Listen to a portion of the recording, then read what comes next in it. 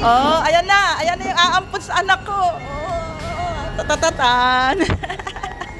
Ano pa siyang gulong eh? Okay, gumugulong siya. Oo. Pag hindi, tulak mo maigi. Tinulak-tulak ko naman sa kanya eh. Oh, oh. Ito, okay din yung kanyang ano, oh. Yay. Lalagyan ko ng ano. Pang-stock mo lang ba o pang biyahe? Malay mo, madala ko to sa Pinas. Talagang dapat dalhin kasi maganda siya eh. Pero parang may mabibili naman yata paano sa gulong din ba, Mimi? Okay naman yung gulong niya, oh. Oh. Lagyan ko lang ng ano siya para Lagyan mo ng ano, ng parang oil. Yay! Ayan, ako binaliktad-baliktad na yung anak ko. Baso ko na lang kasi dalhin ko na lang sa sentral kasi ano. Ayan. Ayan po, ang bagong mami ng ating maleta. Hong Kong chapter. WMO. Ayan. Po sa WMW. Pati pagbasa, mali ba? Ano yun? WMOFW. Ay, Oh, thank you. 1, 2, 3, go. WMW. Yun na yun. Oh, Hong Kong. Hong Kong, thank you po sa karat magamit ko. Oh. Thank you po sa WMW sa Oh. Thank you po sa WMOFW sa GEP. Sa GEP Yeah, na Hong Kong lang, chapter. Ayan po. Si, Thank you po. si Bix. Ayan. Ang ating, sister, ilang years ka na dito sa Hong Kong? 6 years. Wow, 6 years na? Magsi 6 years kasi kakarenew ko lang. Pero sa kontrata, 6 years na talaga. Paano mo na, ano yung about the maleta pa? Nakita ko sa post mo, me. Ayan, so ayan po, wala pong kaibigan dyan kasi Wala baka po. walang personalan. Basta siya, nakita niya sa post, first come, first serve. Ayan. Nauna siya nag-mine, kaya po yung iba po, sorry po, hindi pa nabigyan. Pero pwede po magtanong muna, ilang isang amo ka lang ba? Isang amo din po. Yes, so ano? Sa siya, Tinway, chocolate Yeah. hamster. So ano yung pwede mong i-advise sa mga bago nating Ay, OFW sa mga para bago, tumagal? Trabaho lang ha. Wala nang ano-ano pa. Alam nyo na yung mga OFW ngayon. So, strong lang. Laban. Ayan, para tumagal sa amo. Oo. Paano magkaroon ng good relationship sa amo? Communication lang. Paano kung di marunong mag-check? Mag-English? English ang amo ko. Ah. Kasi po, ewan ko, hindi ako marunong. Sign language. Paano naman, how about your relationship with the family, your family in Philippines? Paano mo Okay maintain? naman sila, May, kasi yung ano sa employer ko, pag may mali ako, sinasabi niya sa akin. Pag hindi ako nagusto sa amo ko, sasabihin ko sa kanya. Yan. Lalo na yung matanda sa taas. Kasi, May matanda kasi, ano? ano siya, pag nag-usap kami, English kasi sila, English nila words by words. So, Mhm. sometimes Like English Carabao? Sample nga nung Chinese Carabao niya. Sample nga ng Chinese Carabao. Ano, kitchen, chicken? Eat here. Oh, eat here Ano, daw. eat here. Buti nga, eat here, not eat you eh.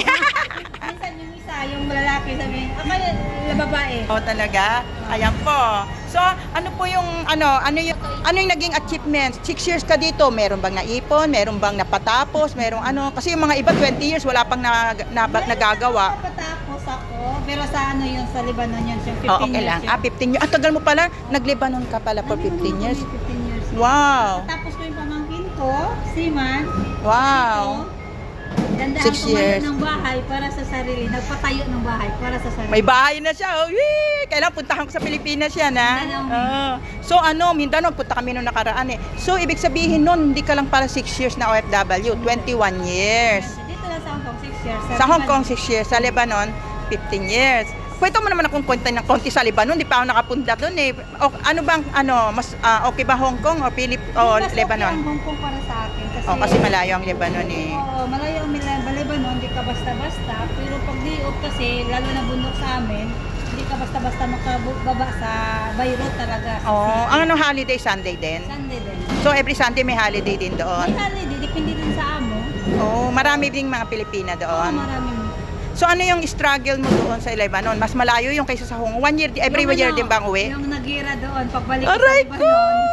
Grabing airport, may mga sulog-sulog at sakyan na Oro, sabog. hindi ka natakot? Hindi naman may, kasi sinundo ako ng nanay ng amo ko. Mhm. Doon yung pinaka-experience ko nga, pumunta doon na grabing gera. Talaga? Di may naririnig ka pang sabog-sabog? O, Ano? sabog yung may plina pag mahulog yung mga missiles, nakita Oo. ko talaga. Parating ka pa lang nun? Ano na yun? O, balik pabalik ka nun? Pabalik na parang 3 years yata yung balik. So ibig sabihin at least alam mo na yung gamay mo na yan, kahit may mga gera-gerang ganun, ano? Baka bundok kasi sa amin eh. Doon. So tahimik pag sa bundok. So how about the food? Na-enjoy mo ba yung food doon? Ano naman sila, yung alam mo na, pag umaga, tinapay lang. Oo. Pero hindi naman Spicy sila- ba sila? Hindi. Ano yan? Parang anong style? Parang American? Di ba Chinese Hindi iba? sila ano, Arab food? Arab style cooking nila, pero hindi sila milig sa spicy. Akala ko masway. Sa Arab yung gano'n. Alam na alaman. So, ano yung, may alam ka bang language na sabihin nila? Ang language doon, Arabic, English, at saka French. Oh, so assalamualaikum, gano'n. Alam mo, salam. Pero mas fluent ako sa France kasi Wow, social France. Bonjour. Oh, bonjour, Ano jo. siya yung alaga ko kasi tatlo, France, English, at saka Arabic. Okay, so anong France pwede mo sabihin? Kumusta ba? Means, how are you? Wow, Kumusta kumusta ba? tapel? So it means, anong pangalan mo? Como chapel. Kumucho tapel. Ayan, may natutunan na tayo. Komocha, ano? Komocho. Kumucho tapel. Ano pa? Komochape. How Akalets Chie. It means, ilang taon ka na. I love you. I love you, Jotem. Alam ko yan, jote mo. Pag sabihin, I love you. Parang I Jote love ay you mo, very hindi. much. Jotem Buko. I love you so. May buko si Jote. Kayo ba kasi spelling yung Oo. mahirap? Yung words niya, mahirap isulat kaysa banggitin. Oh. So, dalawang language ang natutunan mo. Lebanese at saka... Arabic at saka France. Dito sa Hong Kong naman, natuto ka rin ng Sa Chinese. wala. Siu-siu. Konti lang. Sisiu daw, sisiu. Sisiu. Sisiu means little. Yeah. So, ano nalaman mong language dito? Konti lang, me. Halimbawa nga, Chowsan, Chowsan, tapos yung may mura. Pangyaw. Ay, wag na yung mura, bawal.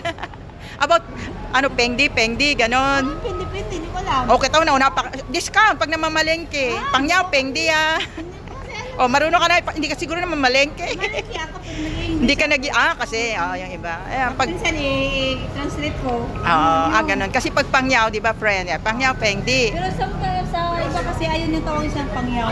Na ano ko isang time na pangyaw. Thank you siya. No, don't call me pangyaw.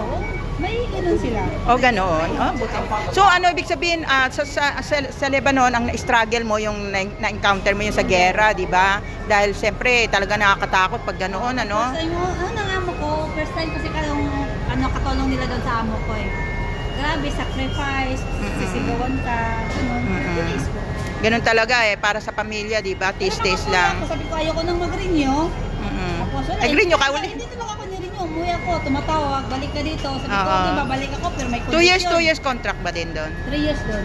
Pero isang nga mo yung 15 years mo doon? Oo, isang amo mo. Grabe, may long service ba doon? Wala akong natanggap, pero kung... Sa policy meron? Wala ni. Oo. Pero Sa Hong Kong kasi mag, meron. sa mag-citizen doon. Wow, ba't di ka Pero nag-citizen? Hindi ko ina-apply sa citizen kasi hindi ako trip yung taga Hong Kong. Kaya nga, ilang Lebanon. years, ilang oras ang biyahe mula Pilipinas to Lebanon?